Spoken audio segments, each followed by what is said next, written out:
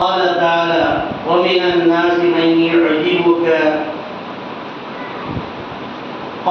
قوله في الحياة الدنيا ويشهد الله على ما في قلبه.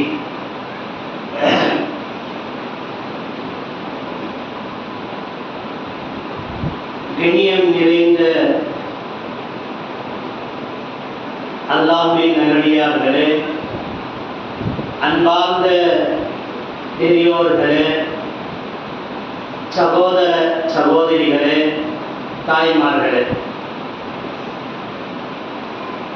அகிலங்களை படித்து பரிபாலித்து பக்குவப்படுத்தி சகல வஸ்துகளையும் மனித சமூகத்திற்காக படைத்து தந்த அந்த ஏக இறைவனுக்கு நான் போற்றி புகழ்த்திய வண்ணமாக அருமை தூதர் பெருமானார் முஹம்மது முஸ்தபா ஸல்லல்லாஹு அலைஹி வஸல்லம் அவர்கள் மீது இறைவனுடைய சாந்தியும் சமாதானமும் நிலவச் செய்வாராக. அவரை பின்பற்று வாழ்ந்த அந்த சஹாபாக்கள், தாபியர்கள், தபே தாபியர்கள், பலபாயிகள், ராஷிதீன்கள் என்கின்ற நல்லடியார்கள் மீதும் குறிப்பாக நம் மீதும் இறைவனுடைய சாந்தியும் சமாதானம் நிலவச் செய்வானாக. கணியத்துக்குரிய நல்லடியார்களே, இறைவனின் தியாகம், இறைவனுக்காக நாம் செய்யக்கூடிய தியாகம். தியாகம் என்று சொன்னால் மனிதன் எல் நிலையிலும் எல் நேரத்திலும் இறைவனுக்காக தியாகம் செய்யலாம், தியானமும் செய்யலாம். தியாகம் என்பது தனி, தியானம் தனி என்பது அல்ல. இரண்டும் ஒன்றுபட்டால் அது வணக்கமாக மாறுகிறது. தியானம் செய்வது இறைவனுக்கு வணக்க வழிபாடில் ஈடுபடுவது. தியாகம் என்பது தன்னைத்தானே அர்ப்பணித்தது. அர்ப்பணித்தால்தான் தியானம் செய்ய முடியும், இறைவனுக்காக தியாகங்கள் செய்ய முடியும். அதற்கு அல்லாஹ் தஆலா பொதுவாகவே தன்னுடைய திருமறை குர்ஆனிலே பல்வேறு இடங்களிலே பல்வேறு விதங்களாக சொல்லி காட்டுகிறார். وَمِنَ النَّاسِ مَن يُعْجِبُكَ قَوْلُهُ قَوْلُ الْحَيَاةِ الدُّنْيَا وَيَشْهَدُ اللَّهَ عَلَى مَا فِي قَلْبِهِ. மனிதர்கள், நபியே நீங்கள் கூறுங்கள், மனிதர்கள் ஒருவர் இருக்கின்றார், உலக வாழ்க்கை பற்றி அவர்கள் உண்மை அச்சத்துடன் தியாகங்களை செய்கிறார்கள்.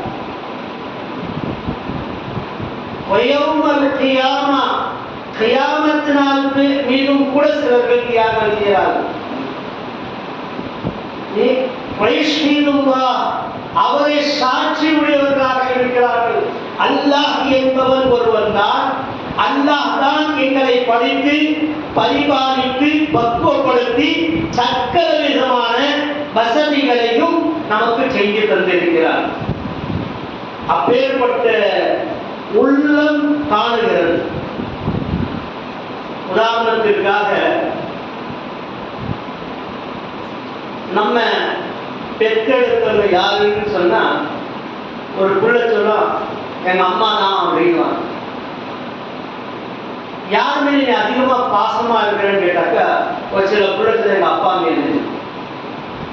அந்த சின்ன சாக்லேட்டுக்காக அப்பா என்ன பண்றாரு, சாக்லேட்டோ இது பிஸ்கெட் அது தின்பான்கள் வாங்கி தந்தா மேல அப்பாவுக்கு தேசா போய் அப்படின்னு அம்மாவை மறந்து விடுவாங்க. ஆனா பெற்று எடுத்து வளர்த்து ஆளாக்கி பல சிரமங்களுக்கு தியாகங்களை செய்த தாயை மறக்கக்கூடியவர்கள் உண்டு. அதே போன்று சிலர்கள் இந்த உலகத்திலே பார்க்கிறோம், நாம தான் நமக்கு ஒரு வழிகாட்டியவர்கள் இருக்கிறார், அவர் தான் நாங்கள் பின்பற்றி பின்னால போய்கிறோம். இப்படி சிலருடைய பண்பாடுகள் இருக்கு. இன்னும் சிலர்கள் ஸ்கூல்ல வந்து எங்க வாத்தியாரு சொன்னாரு, ஹஜரத் சொன்னார், அதான் சரியில்லை, அப்படிதான் நான் போவேன் அப்படிங்குவாரு. இன்னும் சிலர்கள் மனம் போன போக்குல போவார். ஆனால் உண்மையிலே அல்லாஹ் சொல்லி காட்டா, மனிதர்களை நாம் தான் படைத்தோம். யா அய்யுஹன் நாஸ், ஓ மனித குலங்களே ஞாபகம் வைத்துக் கொள்ளுங்கள். யா அய்யுஹன் நாஸ் தகு ரப்பக்கும் அல்லதி, உங்களை படைத்த இறைவனை நீங்கள் மன்னிச்சுங்கள். உங்களை படைத்தானே அந்த ரப்பை அஞ்சுங்கள். இங்கே பொதுவாக அல்லாஹ் சமப்படுத்தி காட்டுகிறார். अलग अलग नहीं, सब मिलाकर काफिरा मुसलमान हिंदुआ क्रिश्चियन कौन है, सब मिलाकर अल्लाह वो भी नन्ना या अय्युहन नास, ऐ इंसानो ऐ मां इंसानो याद रख लो, तुमने अल्लाह एक आदमी तुम्हारा पैदा किया. तो மனிதனை படைத்ததே அல்லாஹ் தான் என்பதை உணர்த்துகிறார். அந்த எண்ணத்திலே பல தெய்வங்களாக பல கடவுள்களாக வணங்கி வழிபட்டுக் கொண்டிருந்த ஒரு சமூகங்கள் இந்த சமூகம். சிலர்கள் கல்லை கடவுளாக எடுத்துக்கொண்டார், சிலர்கள் சூரியனை கடவுளாக எடுத்துக்கொண்டார், சிலர்கள் சந்திரனை கடவுளாக எடுத்துக்கொண்டார், சிலர்களை காலை பொழுதையே கடவுளாக எடுத்துக்கொண்டார், சிலர்கள் கண் கண்ட தெய்வம் என்று சொல்லி கணவனை தெய்வங்களாக எடுத்துக்கொண்டார், சிலர்கள் தன்னுடைய அஜரத்து சொன்னார், அவர்தான் எனக்கு கடவுள் மாதிரி எடுத்துக்கொண்டார், எது சொன்னாலும் அவர் கரெக்டா சொல்வாரு அப்படின்னு சொல்லி எடுத்துக்கொண்டார். இப்படி மனிதர்கள் ஒருவர் தன்னைத்தானே பிரித்து பிரித்து பிரித்து எடுத்துக்கொண்டதுதான் காட்சி. இதற்கு மத்தியில காபா இருக்கு இல்லையா, அந்த காபாவுடைய உள்ள சிலைகள் 360 சிலைகள் இருந்தது. 303 அல்லது 4 இந்த மாதிரி சிலைகள் வந்து அந்த காபாவுக்குள்ள வச்சு பூட்டி அதுல வந்து தவாப் செய்வாங்க. அப்படியே ரவுண்ட் அடிச்சுட்டு வந்துட்டே இருப்பாங்க. யாரான்னு சொன்னா அப்துல் காதர், அப்துல் ரஹ்மான், அப்துல் ஜப்பார், அப்துல் காலித், இந்த மாதிரி முஸ்லிம்கள் தான். அல்லாஹுடைய தூதர் அந்த மக்கால தான் பிறந்தார்.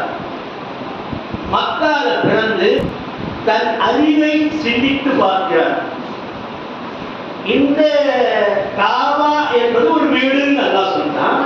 அந்த வீட்டுக்கு உள்ளார இருக்குது என்ன? சிலைகள் தான் இருக்கிறது. சிலையை வணங்குவதில் இது ஒருபோதும் பிரயோஜனம் கிடையாது. அப்படி அந்த சிலைகள் தான் எப்படி வந்தது என்பதை அல்லாஹ் குர்ஆன்ல சொல்றான். ஆனா அவர் அதுக்கு முன்னாடி தன் அறிவை சிந்திக்கிறார். தன்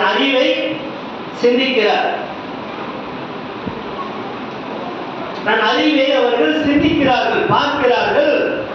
எந்த அளவுக்கு என்று சொன்னால், இந்த காபாவுக்குள்ளாக இருக்கக்கூடிய சிலைகள் எல்லாம் எப்படி வந்தது என்று அவர்களுடைய மூதாதையர்களுக்கு கேட்கிறார். அப்போது சொல்லுகிறார், லாத் இருக்கு, உஸ்ஸா இருக்கு, இன்னும் சிலைகளுடைய பேரெல்லாம் நீட்டா சொல்லிக்கிட்டே வந்தாங்க. 360 சிலைகள். அந்த சிலைகளை கேட்ட பிறகு அவர் கேட்டாரு, இவங்கெல்லாம் யாருன்னு கேட்டார். நல்ல மனிதர்கள், अच्छे आदमियां, ईमानदार करेंगे तो बहुत कमाल के काम करे, बहुत अच्छे काम करे, நல்ல வேலை செஞ்சாங்க. அதனால வந்து என்ன ஆயிப்போச்சு, ஒரு மரணிக்கப்பட்ட பிறகு இவர்களை நாங்கள் சிலையாக ஆக்கி வைத்து விட்டோம். நீங்க பார்க்கிறீங்க, தர்காவுல இங்க தர்காவுக்கு போறவங்க கோச்சிக்க கூடாது, அழகா சொல்றேன். தர்காவுக்கு போறவங்க போனா அங்க கபர் இருக்கு, கபருக்குள்ளார என்ன இருக்கு? மையத்து இருக்கு. அழகா சொல்றாரு பாருங்க, உள்ள என்ன இருக்குது? மையத்து இருக்கு. அந்த மையத்து யாருடையது அப்படின்னு கேட்டா ஒரு மனுஷனுடையது. அந்த மனுஷனை நாம அவுலியா என்று சொல்றோம். அந்த அவுலியா என்று சொல்லக்கூடிய பட்டத்தை கொடுத்தவர் யார்? ரசூலோடு முடிஞ்சு போச்சு, நபியோடு முடிஞ்சு போச்சு. முஹம்மது ஸல்லல்லாஹு அலைஹி வஸல்லம் பிறகு வஹி வரல. ரசூலுல்லாஹ்வுக்கு கூட இருந்தவருக்கு பேர் என்ன? சஹாபா.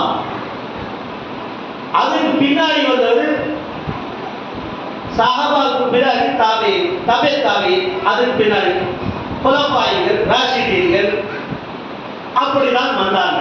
இமாம்கள் வந்தாங்க. இவெல்லாம் வந்து மக்களால் தேர்ந்தெடுக்கப்பட்ட ஒரு தலைவர்கள். ரசூலுல்லாஹ் மௌத்தான பிறகு தலைவரை யாரை தேர்ந்தெடுக்கணும்னு சொன்னா ரசூலுல்லாஹ்வே தேர்ந்து வச்சுட்டு போயிட்டார் அபூபக்கர். அது அபூபக்கர் மௌத்தான பிறகு யார் இருந்தாங்க? உமர் இருந்தாங்க. உமர் மௌத்தான பிறகு யாருன்னா உஸ்மான் இருந்தாங்க.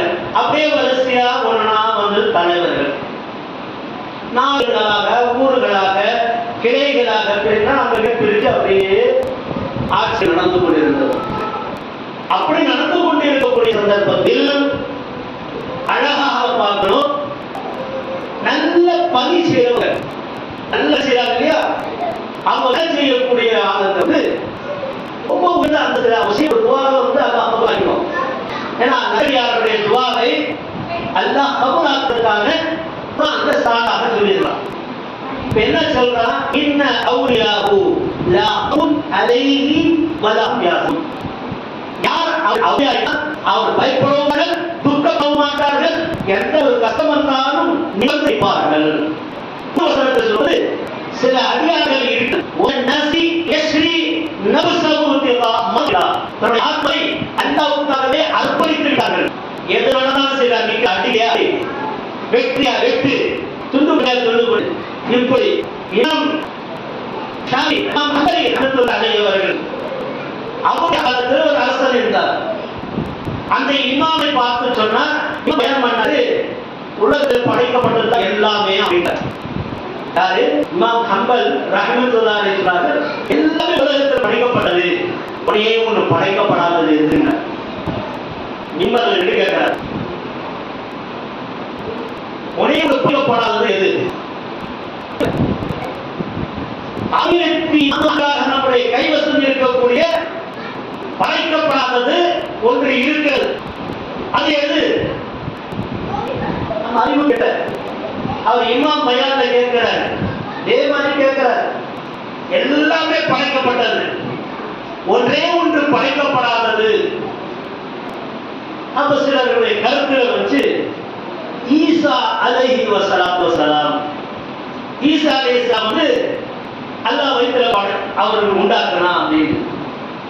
அவரும் பிறந்தவர் தானே? இல்ல அப்படின்னா இன்னும் சிலருடைய வார்த்தைகளுக்கு சொல்ல ஆரம்பித்தார்.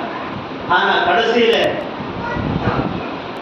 அல்லாஹ்வுடைய அடியானாகிய இமாம்கள் ரலியல்லாஹு அன்ஹு அவர்கள் கடைசியாக யார் யார் கேட்ட போது எவரும் சொல்லாத நேரத்தில் தன் வசம் இருந்த இந்த குர்ஆன் எடுத்து காட்டினார்கள். இது படைக்கப்பட்டதா இறக்கப்பட்டதா அப்படின்னு காட்டினான். குறிச்சா இல்லையா? குர்ஆன் படைக்கப்பட்டதா? கிடையாது. குர்ஆன் அல்லாஹ்வால் இறக்கப்பட்டது. அப்போது அந்த காலத்தில் வாழ்ந்த அரசன் அவரை மின்பரிலிருந்து கீழே கைது செய்கிறார். கைது செய்து சிறையில் அடைக்கிறார். சிப்பாய்களை விட்டு, இன்னைக்கு போலீஸை விட்டு உள்ள அடிக்க சொல்றாங்க இல்லையா, அது மாதிரி போலீஸ் காவலை எடுத்து விசாரணை விசாரிக்கிறார்கள் இல்லையா, அந்த மாதிரி ஒரு விசாரணையை இமாம் ஹம்பல் ரலியல்லாஹு அன்ஹு நடைபெற்றது. அந்த ஹம்பல் ரஹ்மத்துல்லாஹி அலைஹி சிறைச்சாலையில் குர்ஆன் படைக்கப்பட்டதல்ல, அல்லாஹ்வால் இறக்கப்பட்டது நீங்கள் அடிச்சு கொன்று குடித்தாலும் கூட நான் ஒரே வார்த்தை தான் சொல்வேன். அடித்த அடிகளை கண்கள் எல்லாம் தன்னுடைய சுருங்கி கண்கள் மூடிவிட்டது. ரத்தம் தலையிலிருந்து சொட்டு அவர்கள் கண்கள் திறக்க முடியவில்லை. அந்த நேரத்தில் அரசனுக்கு யார் மாறுபடுகிறார்களோ அவர்களுக்கு இதுதான் கதி என்று அந்த அரசன் சொல்லி அவரை கழுதையில் உட்கார வைக்கிறார். எதுக்கு மேல? ஹம்பல், இமாம் ஹம்பல் ரஹ்மத்துல்லாஹி கழுதையில உட்கார வைத்து ரோட்ல கழுதைக்கு போகும்போது கழுதை எல்லாரும் பார்க்கிறாங்க. இமாம கழுதையில உட்கார வச்சு கொண்டு வராங்க பாருங்க. அப்போது மக்களுடைய குரலை கேட்டு சொன்னார்கள், மக்களே, அல்லாஹ் உங்களை படைத்தான். கண்கள் தேவை அடித்து ரத்தங்களால் அவர்களுடைய கண்கள் எல்லாம் மூடப்பட்டிருக்கிறது. உடம்பெல்லாம் சர்வைகளாக ஆகப்பட்டிருக்கிறது. அவருடைய உடம்பிலே ரத்தங்கள் ஓடிக்கொண்டிருக்கிறது. சீகள் பிடித்துக் கொண்டிருக்கிறது.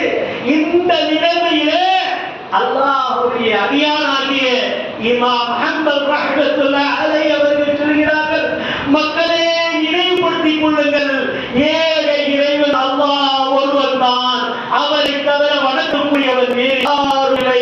முஹம்மது நபி ஸல்லல்லாஹு அலைஹி வஸல்லம் அவர் அல்லாஹ்வுடைய தூதர்.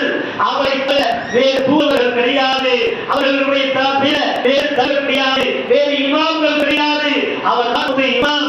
அவருக்கு அந்த வானை இறங்கி வைத்தான், வைக்கப்படவில்லை என்று சொல்லி அந்த குர்ஆனை சிறப்புகளை சொல்லிக் கொண்டே அந்த கடலை இருந்து பாய்ந்து அவர்கள் கூப்பிட்டு செல்கிறார்கள். ஆனால் சிலர்கள் இந்த ஷபே பராத் என்று சொல்வாங்க. ஷபே பராத் என்று சொல்வாங்க. அது என்ன அப்படின்னு சொன்னா, குர்ஆன் லவ்ஹுல் மஹ்பூஸில் இறக்கி வைத்து விட்டான். அதற்கு பிறகு அந்த குர்ஆனை அல்லாஹ் ரசூலுல்லாஹ்வுக்கு கொடுத்துட்டான். அதிலே படைச்சு வச்சிட்டான் அப்படின்னு என்ன அந்த சிலர்கள் சொல்லக்கூடிய காட்சிகள், இங்கிருந்து புலவர்கள் சொல்லக்கூடிய காட்சிகள். அந்த குர்ஆன் என்ன சொல்லுது? இந்த குர்ஆனை நாங்கள் இறக்கிதான் அருள் இருக்கிறோம் என்று. அந்த சப்ஜெக்ட்ல புறணா நினைச்சிக்க வேண்டும். அதுக்கு சின்ன பார்க்க வேண்டியது தியாகங்கள். அல்லாஹ்வுடைய தியாகங்கள், சாதனைகள், அது நமக்கு ஒரு சோதனையாக தான் மாறப்போகிறது. அந்த நேரத்தில் இந்த இமாம் ஹம்பல் ரஹ்மத்துல்லாஹி அலைஹிக்கு சிறையில் போட்டு பல ஆண்டுகள் சிரமப்படுத்தினார்கள். ஆனால் சத்தியம் என்பது பல சிரமத்துக்கு ஆளாக்கப்பட செய்கிறது. சத்தியம் என்பது சிலர்களுக்கு சோதனைக்கு ஆளாக்கப்படுகிறது. பாருங்க, ஒரு மனிதன் சொல்கிறார், ஜும்மாவுக்கு இங்கே நான் வந்தேன்னா கடும் உஷ்ணம் இருக்கு. இந்த உஷ்ணத்தோட ரசூல் ஸல்லல்லாஹு அலைஹி வஸல்லம் போருக்கு போயிருந்தார். போருக்கு போறார் இல்லையா? போர்ல எந்த கூடாரம் இருந்துச்சு தொழுகிறதுக்காக எந்த வெட்ட வெள்ளத்துல நெட்டு வெயில்ல சுடுமணல்ல கீழே பாய் கூட இல்லாம அப்படியே தொழுது இருப்பார். அவ்வளவு சிரமங்களுக்கு மத்திய இந்த இஸ்லாத்தை கொண்டாந்து நம்மிடத்தில் விட்டு சென்றவர் அருமை தூதர் ஸல்லல்லாஹு அலைஹி வஸல்லம். அல்லாஹ்வுடைய தூதர் ஸல்லல்லாஹு அலைஹி வஸல்லம் ஜும்மா இந்த பொதுவா கொடுத்துக்கிட்டு இருக்கும்போது சிலர் என்ன செய்வாங்க, உட்கார்ந்துக்கிட்டு அந்த கீழே இருக்கிற மண்ணை உட்காரணும். நம்ம பாய் போட்டு மேல பேரை போட்டு எல்லாம் உட்கார வச்சிருக்கோம். அந்த மண்ணில் உட்கார்ந்து இருப்பாங்க. அந்த மண்ணை அப்படி நகர்த்துவாங்க. கல்லை எங்க தன்னுடைய நத்தில குத்தி விடுமோ என்று அல்லாஹ்வுடைய தூதர் ஸல்லல்லாஹு அலைஹி வஸல்லம் அவர்கள் சொன்னார்கள், ஜும்மாவுக்கு வந்தா சும்மா உட்காருப்பாங்க. ஜும்மா வந்தா சும்மா உட்காருங்க. இந்த மொழியில பேசாதீங்க. நீ நிசையா உட்காரு, நீ இப்படி உட்காரு, அப்படி உட்காருன்னா யாரையும் சொல்லக்கூடாது. வந்தோம்னா ஒரு இடத்துல சும்மா உட்காரு. அது அமையா இருக்கணும், பேசக்கூடாது. ஜும்மா வந்தா பேசக்கூடாது. ஜும்மா காயத்து बात करना नहीं. और बच्चे क्या कर रहे हैं? इमाम जब हुक्म देगी, जब इमाम हुक्म देती वो बच्चे को बराबर बैठा அப்பா தலை செய்யலாம்.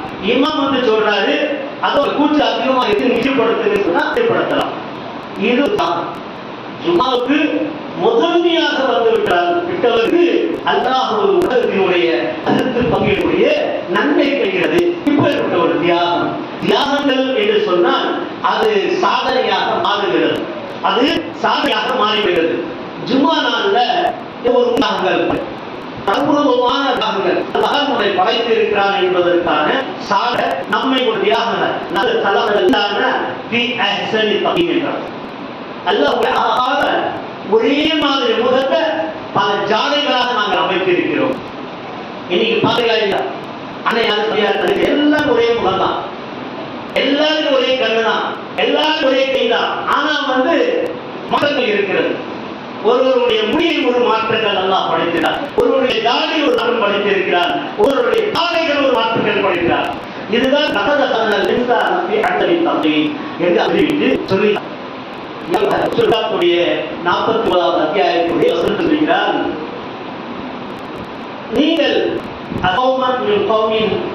ஒரு கௌமை பார்த்து இன்னொரு கௌம், ஒரு கூட்டத்தினரை பார்த்து இன்னொரு கூட்டத்தினர் நீங்கள் கேவலமாக பேசிவிடாதீர்கள். ஒருவருடைய சாலையை பார்த்து நீ முழுவதும் அவர்களை குறை சொல்லிட்டு நான் பாருங்கள். என்ன செய்வானா, அவனுக்கு கொடுக்கக்கூடிய குழந்தை மூஞ்சிய மாதிரி மாத்திடுவாங்க. இல்லது ஒரு சிலர் பார்க்கலாம், இந்த கேச சந்தாங்க ஹிகராஜேசா சந்தாங்க அப்படின்னா அல்ல அப்படியே என்ன பண்ணுவான், அவன் பிள்ளைய ஒருத்தன் கொடுத்துருவாங்க, அவங்க எல்லாம் பேர பிள்ளைய கொடுத்துருவான். சிலருக்கு பார்ப்போம் ஜாதி தெரியும் அப்படின்னா கடைசியில அவனுக்கு அல்லா கொடுக்கக்கூடிய பொண்ணை இந்த மாதிரி பிடிக்கிறேன்னு சொன்னா நீங்க, ஆனா அவனை பார்த்து குறை சொல்லாத. குறை சொல்லக்கூடிய யாரு அப்படின்னு சொன்னா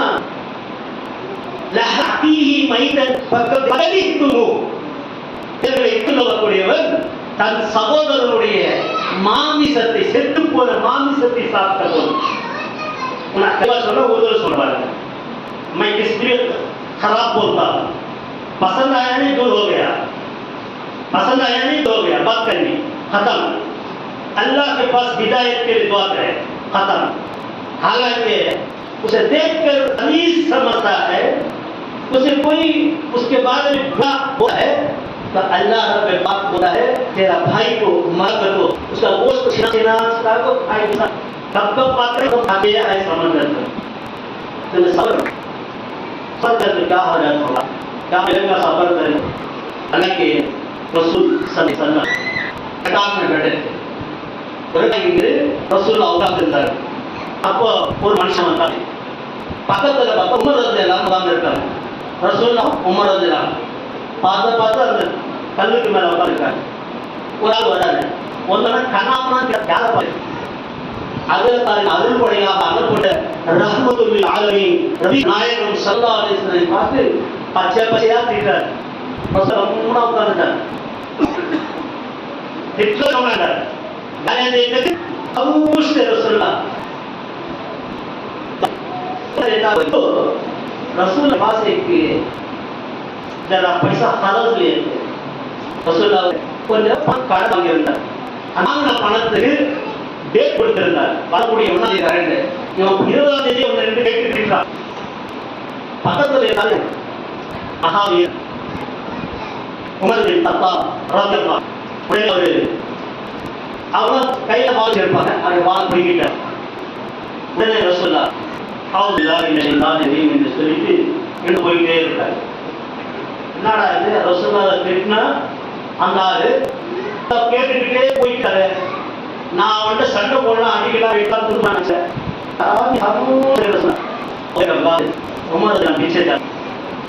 ரசூலுல்லாஹ் பின்னால் போய் உங்களை பார்த்து அவளை திட்டிருக்கிறா, நீங்க எவ்வளவு வந்துருக்கிறீங்க, அதுவும் மாவீரர், நீங்க ஆன்மீக தன்மைவாதி, நீங்க இந்த மாதிரி தளபதி, நீங்க இந்த மாதிரி போயிட்டு என்ன அர்த்தம் அப்படின்னு சொல்றாங்க.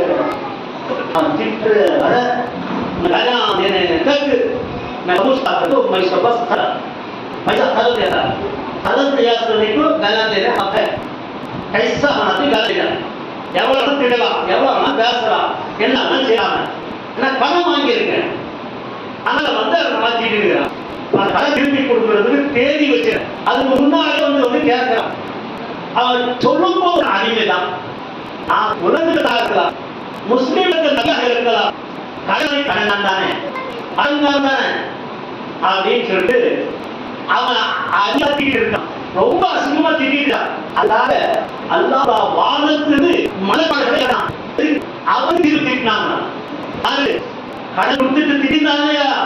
அந்த அழை பார்த்து அந்த மாணவர்கள் திட்ட சாபங்கள் விட்டு கொண்டாங்க.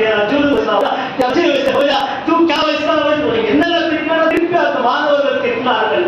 அல்லாஹ்வுடைய தூதர் ஸல்லல்லாஹு அலைஹி வஸல்லம் அழுது கூட அப்படியே நமக்கு ஒரு கஷ்டம் சொன்னா நம்ம யாருக்கு வச்சாங்க நமக்கு மாதிரி அப்படின்னா நம்ம உண்மையா இருப்போம் அப்படின்னு சொல்லிட்டு ஒவ்வொரு சொல்லலாம் சொன்ன ஆமே தல்வார் சர்ச் சரி நீங்க வாழ்க்கையை எடுத்தீங்களே போய் விட்டாங்க. மாணவர் போனவர் அங்க யார் வந்து விட்டான்? யார் வந்து இருப்பா? உங்க உள்ளத்துல சிரிச்சு பாருங்க. அதே சைத்தானா சண்டை மூட்டி விட்டனா ஆகும், கலவரத்து ஆகும், ரத்தம் என்ன ஆகும். உங்கள்கிட்ட 10 பேர் அவங்கள்ட்ட ஒரு 10 பேர் சேர ஒரு கலவரமாக கிட்ட 1ஆம் தேதி தரேன்னு சொன்ன 10ஆம் தேதி நிக்க அப்படின்னு சொல்லிட்டு கலவரமா மாறி இருக்கும். முஸ்லீம் சண்டை போட்டுருப்பாங்க. ரசூல்லா கம்முனா போயிட்டார். ரசூல்லா போனதுக்கு மாணவரும் போயிட்டார். அதனால்தான் வந்து யாராவது திட்டினா அல்ஹம்துலில்லாஹ், அல்லாஹ்வுக்கு எல்லாம் புகழும். என்னை நீ அசிங்கப்படுத்துறியா? அல்லாஹ் என்னை அசிங்கப்படுத்த மாட்டான். என்னை நீ கஷ்டப்படுத்துறியா? அல்லாஹ் என்னை கஷ்டப்படுத்த மாட்டான். அப்படின்ற ஒரு உறுதி தன்மை நம்ம இடத்துல கொண்டார்.